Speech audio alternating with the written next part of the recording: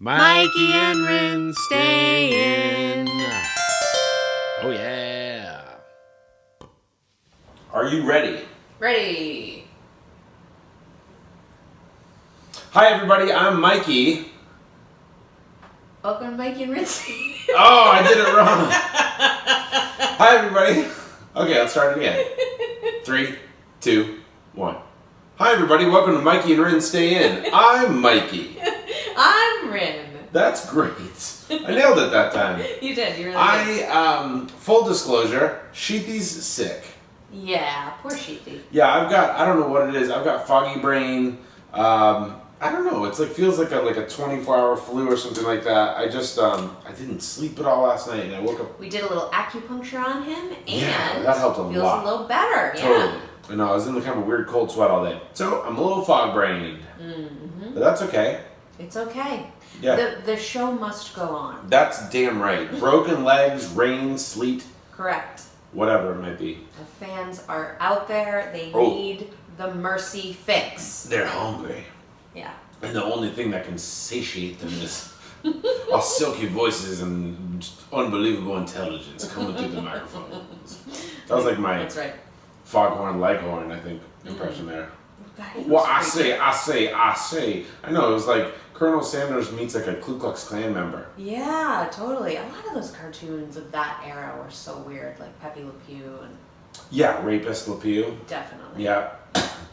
Bugs Bunny was Men, hot they just when- can't help themselves, Mikey, you know? Yeah. They just can't help themselves. I was going to say, Bugs Bunny was hot when he dressed up like a woman, though. You would think that. Yum, yum, yum. What a snack. Tell me about things. How's your world? Pretty good. Yeah? So Mikey and I went to the fertility clinic yesterday. We had an appointment. We did. And it was actually much lengthier than I thought. I don't know about you, but we had a full hour with the doctor, and then we had FaceTime with 2 nurses afterwards. Mm-hmm. And so, we're on the train. We're on the infertility train now, aren't we? Yeah, I know. Not a ticket I thought we were ever going to be Correct. purchasing for travel, but Yeah. who does think that? So Yeah. And let's explain what that means, though. So we're sure. Yeah, so we're taking baby steps. I mean, we're kind of like wading into the pool. Yep. So there's Cavity. some information that we got yesterday via a vaginal ultrasound. Yep. I don't know how many of you women listening have had one of these. They're extremely pleasant. Yeah. But really cool because essentially you can see uterus, the position of the uterus. Mm-hmm. You can see the ovaries. You can see the little follicles. Yeah. Which was wild. I know, it was really wild. It was really cool to see. Yeah. And it's amazing. It's an amazing thing to watch the doctor identify things because, Yeah. it is like you're looking at just like nebulous globs. Totally. You really wouldn't have an idea. Yeah, he was really adept with that thing. Totally. And it's the other thing that I found kind of interesting about all of this is it's like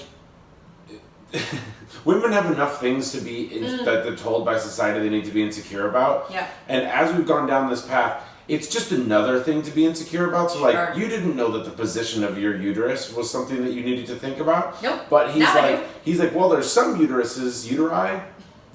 Let's say uteri. Let's say uteri. I like it. There's some uteri that that hold to the left, and there's some uteri that hold to the right, kind of near one ovary or the other. Yours kind of hangs in the middle, and he's like, not necessarily good or bad, but I mean, there was a qualitative element to it where you could be like, oh man, I've got a fucking crooked uterus. Right. And who would have thought that was something that you needed to think one way or another about? Yeah. Right. Yeah, I mean, add it to the list. Add it to the list.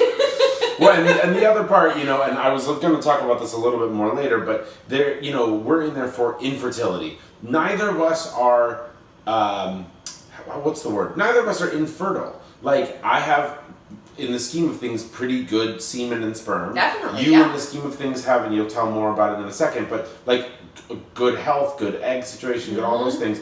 But there's, like, something mechanically or we don't know exactly what it is, but there's something that's not going perfectly, right? Yeah. And infertility means all the things, right? But Sure.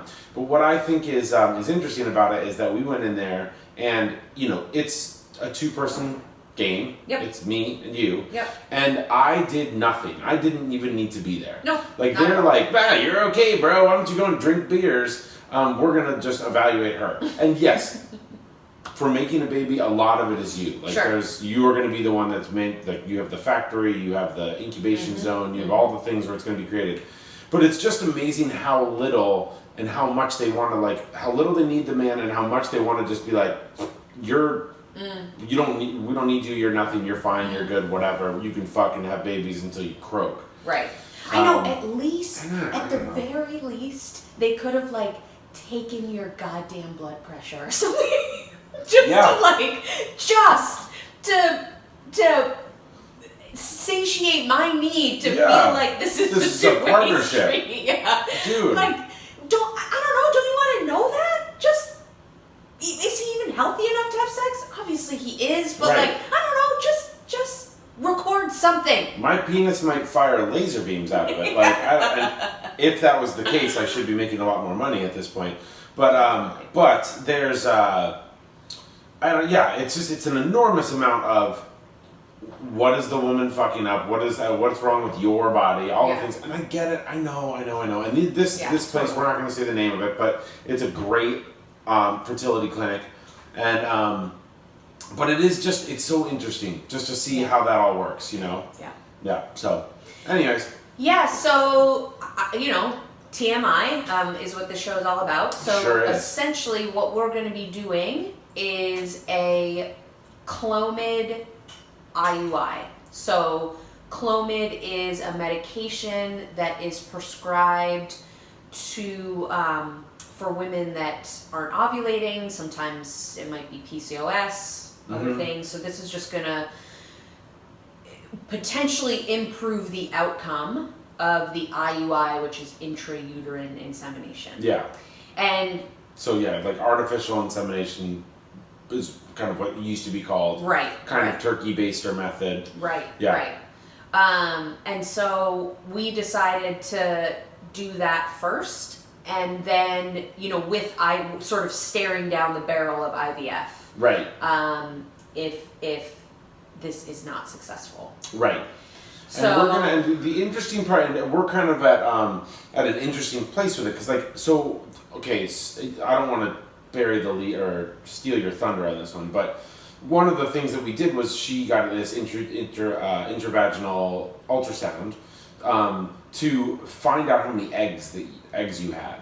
And do you want me to tell that? Sure. I mean, I had a ton of follicles. Yeah. So he at this point was like, you might have 12. Right. Maybe you might have 9, whatever. And this all for your age. For your age. Yeah. It's how many your body recruits each month. And he thought that it was going to be low, and it was not 12. It was not 24. It was going to go ahead and be 37. Right. And so that's the amount that like 24-year-olds are recruiting. And so I don't know. The thing for me was like, all right. So you have a lot of eggs, and they might not be fully, like, they might be, what's the term? Not mutated, but like deformed or something like that. Like not perfect. Right. Which happens with a lot of them. Right. But still, it's a lot to choose from. Right. I have, a good amount of sperm that's being produced. Right. And so I'm like, it's got to be like a mechanical thing, like something, they're not getting to each other, or... Well, and potentially, though, I could be not ovulating. Okay, yeah, that's... Well, right? But he was like, you're having a period, you are spiking, your LH surge is happening. Right. Well, but the kind of pieces that we know now is that my AMH is really high. Okay. And I have this high antral follicle count, which those two things together could potentially point to PCOS. Right. Okay, yeah. Right? And so... he tended to think that it wasn't that, though. I mean, it sounds like it's... On paper, it sounds like it could be that. Right, because he didn't see a bunch of cysts, totally. right? Yeah. And so... But this is this is sort of what I find interesting. If I can kind of pull myself away and widen my lens a little bit, right, and just sort of take the scientist perspective, yeah, and sure, really just become curious about my body. This sort of stuff is actually really interesting to me. Oh, completely. And so who knows? It could just be, the Clomid is gonna give the assist to the ovulation. Right. I don't know. That was illuminating. Yeah. And then so next week I have a sort of imaging that they're going to do where they shoot a bunch of dye up into your uterus. Right. And then they can see if there's something mechanical going on, a tube that's tied off, or it's, something's right going on with, or there's a bunch of scar tissue, which I did have a DNC, and so that's possible. Yep. So that's the next step, and it's really, this place is like a well-oiled machine, right? Sure, of course. They have your plan, and then it's like, let's roll it out. Yeah. Let's do it. Yeah, they know time is of the essence. And it's like the cynic could kind of be like, well, they want to make their money, because it is like all these things cost a lot. And but I really love this test, especially because, this is a test that you do. This is a plumbing test, basically. Yeah. It's like which pipes are working, which aren't. Yeah. And this is a test that you do in houses sometimes, or in I think it's in submarines, anyways. But like, there's all these different places where if you put different colored dyes in different tanks, and whatever comes out, that's where the leak is, or whatever. And this is just an interesting thing to see, like, where's the dye going to go, right? And then so that's where the sperm could go, right? And yeah, I think it'd be really great. As a process man, like, I love A plus B equals C. Like, what are the elements that make everything work? And it just seems like this is one where it's like I don't know. I think there's more questions to be asked. I think it's great that we've started the process. I think it's really great that you're doing the IUI. For me, it's like, I want to see how this goes. Doing IVF right after one round, still, it feels too quick to me. Yeah. Like, it feels like it also feels like, I don't know, we do everything else the natural way, and I don't know, we're stubborn people that do a lot for ourselves. And I don't know, this just feels like there's something that we can crack in this, that us and our like naturopath, acupuncture team could solve. This will be good information. Definitely. The dye test. So, anyways, definitely. I'm also totally down to do IVF. It's just, we're frankly really good candidates for it. If it comes to that, right? They'll be able to likely harvest a bunch of eggs, right, for my age. Sure. And a triple baker's dozen. You've got a really high sperm count, and kind of all of those things are really working for us. So, yeah. I know it's. I'm like, I have a little bit of renewed hope. I got my, again, it was a negative pregnancy test this month, and just because I was actually a day late for my period,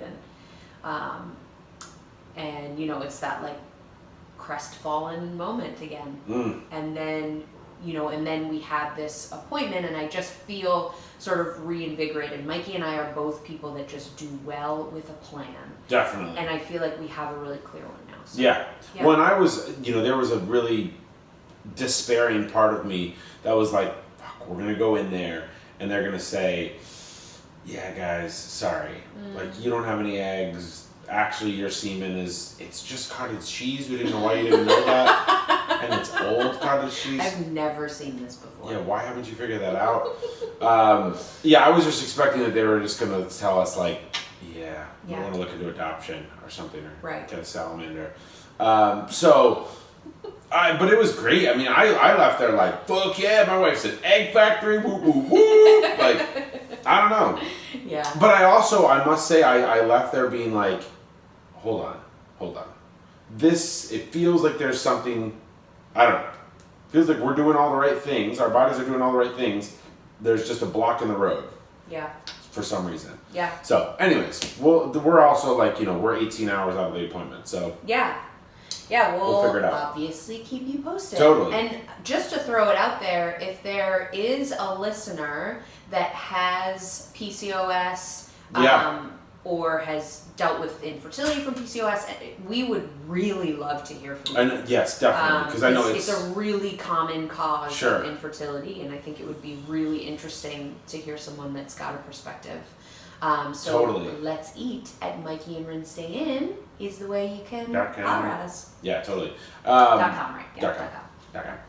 I know, because I hear PCOS, and I'm like, oh. Like, I was thinking, it's COPD. You know, like, I had all these fucking acronym world, you know. I know. And yeah, but I'd love to hear about it. I'd love to hear from someone who, I don't know, any story of PCOS. Yeah. Whether it's like you had it and you had a baby, you had it and couldn't have babies. I just would like to hear about it. Hey, we've got something really delicious in front of us. We sure do. Yeah, Do you want to talk about it? I do want to talk about it. Okay. Cool. So we have so many pears in our neighborhood, and some in our backyard. These pears came from a friend of ours who had extra pears.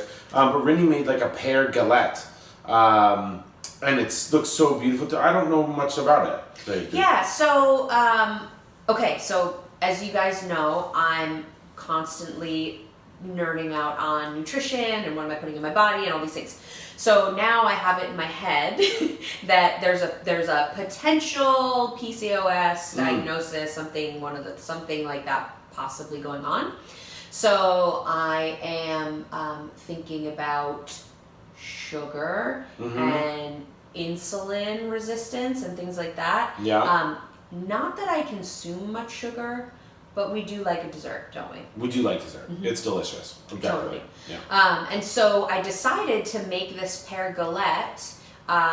It's got a local whole wheat flour that's locally grown and milled here.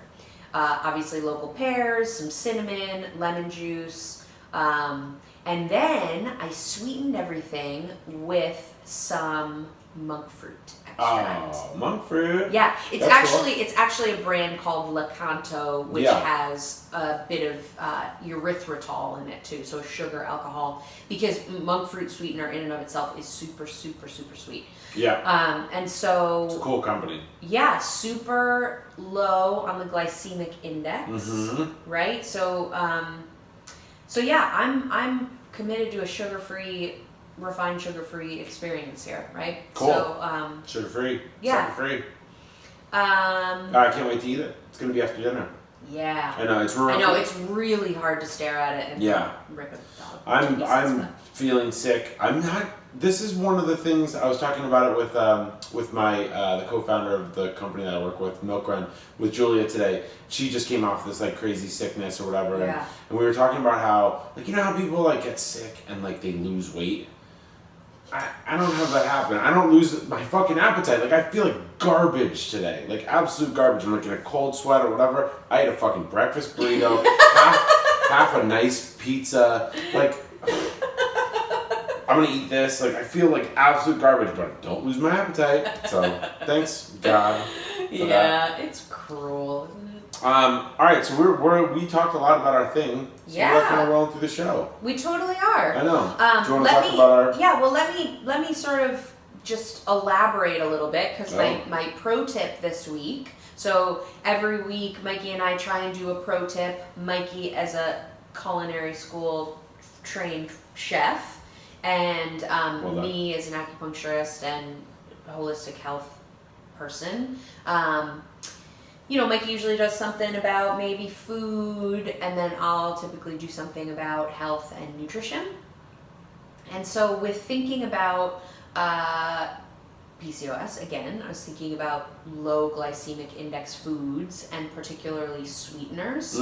So if you're somebody that, likes to sweeten your coffee or likes to bake and you're just thinking about alternatives, again, monk fruit or this Lecanto brand is a really nice substitute. Yeah. Because you can do 1-to-1 for sugar, and it has a really similar texture. Right. So it just bakes really well. Yeah, performs just like sugar. I mean, totally. It's really awesome. And then something else that I've used a lot in the past is, and forgive me, I might say it wrong, is yacon syrup. Oh. So it looks like bacon with Y. Oh yeah, I don't actually know that. Yeah, well, we had it. I used to use it in Denver, way back in the day. Huh. Yeah, I don't remember that. It's a grown in South America mostly. It's a tuber, I think. Makes sense. And it's sort of similar to like a jicama or something like Okay. that. And then it's pressed and all liquids kind of evaporated. Yeah. And it's sort of like maple syrup. Right. And but that's a nice alternative. It's not really how maple syrup. No, maple syrup's just tapped. Yeah, tapped out of a tree. But Right. more like it sounds like olives, maybe. Yeah, Olive oil. yeah. That's a good call. But that's a really nice alternative if you need like a wet sweetener. Wet sweetener. That was my old nickname in high school. Definitely. Nickname more like nickname. Hey. Okay. So that was a pro tip. Yeah. Okay, so I'm pro gonna tip: do my low pro tip. GI sweeteners. Okay. Yum. I'm gonna do pro tip and then straight into a bindle. Do it. Yeah. So my pro tip is why use water? Excuse me? Yeah. So if you're going to be making something and you're going to be cooking it with water, poaching it in water, any of these things, ask yourself why use water in this situation. Water imparts no flavor into things. So, for instance, I love to cook my pasta in broth. And it sounds wasteful, but save the broth after you cook it in the pasta water. Sure. It makes for a delicious thickener for a sauce because it has the pasta starches in it. If you're going to poach fish, don't do it in just water. Do it in broth. Do it in fumet. Do it in wine. Do it in. What the fuck is fumet? Oh, fumet is like a fish broth, basically. Oh, okay. Yeah. You were just gonna gallop over that. Yeah, I was gonna swim right past it. Keep it with the fish. That's But think about all the things if you're gonna let's poach some pears. Why not do it in champagne? And all these things. Once you poach with them, or you cook with them, or you do whatever you might do with them, you can cook them down. You can reserve them. You can keep them for later. Just makes for the flavor in the end of the day. Like if you're, I love adding soy sauce to things, sesame oils. And it just flavors everything you're doing. I also do this with steaming. So if you're going to steam broccoli, you can have just your inch of water at the bottom of the pan or whatever, but put some rice vinegar in it, or rice cooking wine, or soy sauce, or whatever. Make sure that it doesn't cook all the way down and get dry because it's going to burn the bottom of your pan. But it's aromatics, it's flavor, it's just another way to add flavor. Yeah. So why use water? I don't know about you, but my water don't come seasoned. Emerald Lagasse, thanks for showing up. Yeah. You did the perfect impression of Emerald. I did? Yep. I feel like he's kind of deadpan a lot. He's very deadpan. Yeah. He's also until he goes bam, right? He does go bam. Perfect. We should do a whole impression show. Most definitely. I'm Mario Batali. I will crush you. You definitely will. Yeah. Because my impressions that I like to do, and no one else finds it funny, but I find it really funny, is when I go, "Hi, I'm Martha Stewart." Yeah. "Hello, I'm Gilbert Godfrey." Nobody's laughing. Oh, it's funny though, because it's the same voice that I do every time. Get it? Right. And not trying to do an it. impression at all. It's just not. It's not funny.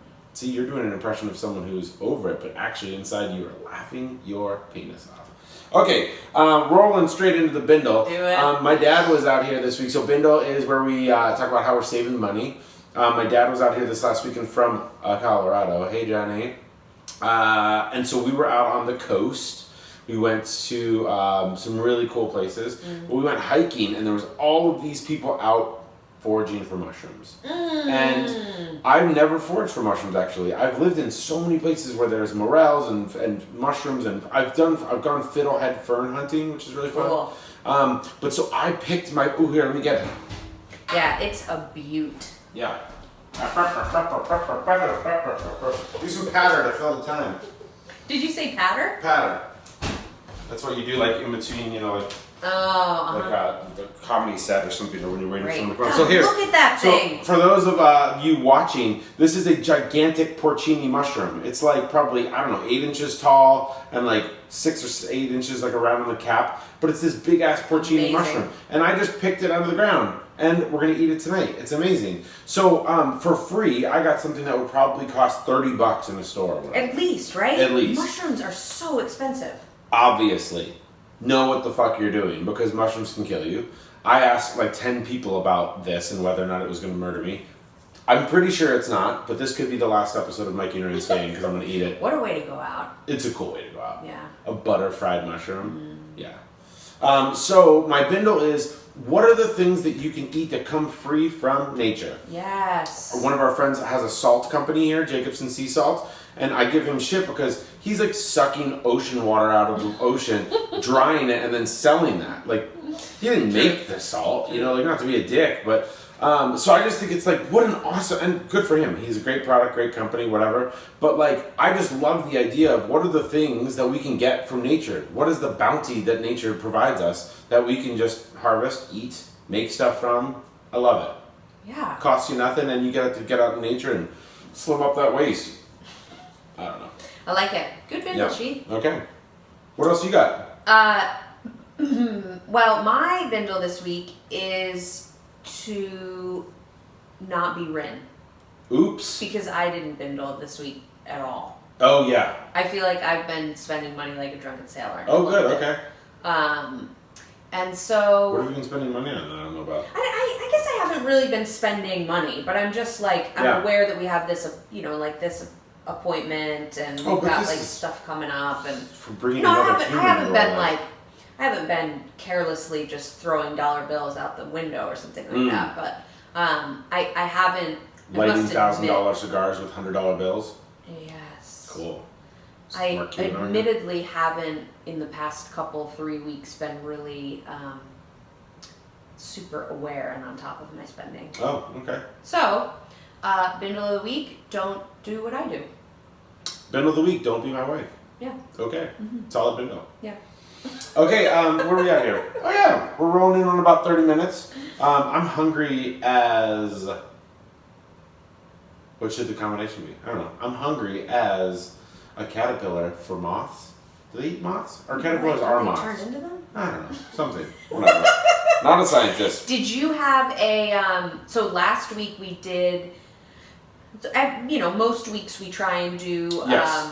this Good or bad? Other little segment. Yeah, Mikey does How the South is Fucking Up. Yeah. And then I try and do Who is doing something redemptive for women's reproductive health. Yeah, and there was a great article in the New York Times last week that you highlighted, which was wonderful. So yeah, this week I'm going to talk about, Florida is what I'm going to talk about, but I'm also going to talk about all the states that are trying to restrict voting. So most of the states that are really, where there's a lot of voter suppression, and there's people being dumped off the voting rolls, are states that are trying to either keep and maintain a Republican stronghold in the local government, state government, or are trying to cheat their way to a win. And so I was just listening to this in-depth story about Florida, and specifically about the Andrew Gillum race last year. And so Andrew Gillum, black candidate for governor, I believe he was running for, was it senator? I think it was governor. I know, I didn't really, I liked him, I didn't really follow it that much because there were so many other things happening. But they were talking specifically about certain areas. So there was specifically 4 or 5 counties where they were worried about them voting for him. He was a pro-choice liberal, a lot of other things that went along with his candidacy, but that was one thing he talked about. And there was a lot of these counties where they found that there was just like, the biggest push was to try to make abortion illegal and inaccessible to women. So some of the things they did fake robocalls to hundreds of thousands of voters with a person who sounded kind of like Andrew Gillum, telling people to vote on the wrong day. They ended up finding out that it was sponsored and funded by the KKK. Great. They also took, at least in one place, they put the polling center inside of a gated community. No way. A white gated community. I don't know about all white, but it was a very affluent white neighborhood. And they put the polling center inside the gated community. So if you didn't have access to the gated community, you couldn't vote. Fuck you. So there's just all sorts of stories, Florida and other states, where people are trying to disenfranchise voters. Stacey Abrams is doing a really great campaign to try to raise money. She's already raised millions, but to make sure that there isn't widespread voter disenfranchisement happening. The key part to this is the more people that vote, even if people get dumped off the rolls, even if people aren't allowed to vote, we'll still have more people behind the good things that are happening in our society and stemming the bad things. On the chopping block in very, very, a ton of states and a ton of municipalities is abortion, is women's rights and access to health care. Definitely. So my thing is keep your eyes open.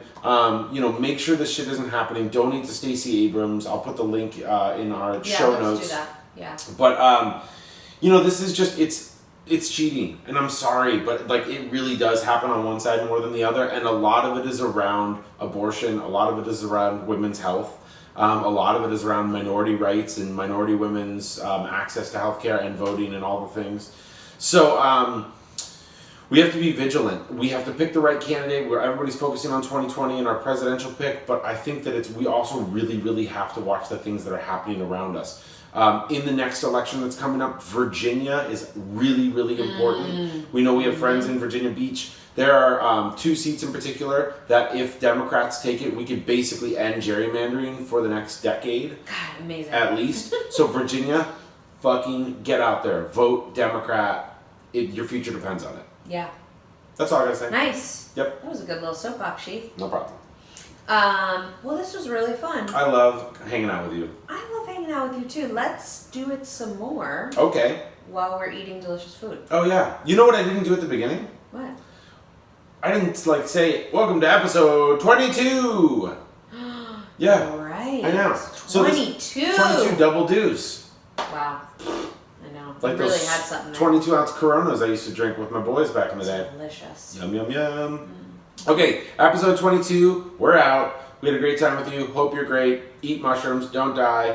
Write to us. Write to us. Follow us on Insta. Yeah. Twitter. At Mikey and Rinne Stayin. At Mikey and Rinne. Rinne. I think actually Twitter is Mikey and Rinne. Oh, got it. Yeah. Sorry. Don't even know. And then Mikey and Rinne Stayin on Facebook. MikeyandRinneStayin.com has a bunch of fun stuff on it. Yep. And yeah, listen, watch, all the things. We hope that you're great. Yeah. So, signing off, I'm Mikey. I'm Rinne. And tonight, we're gonna stay in. I was feeling that one. Wow, that was a good one. You're welcome. Goodbye.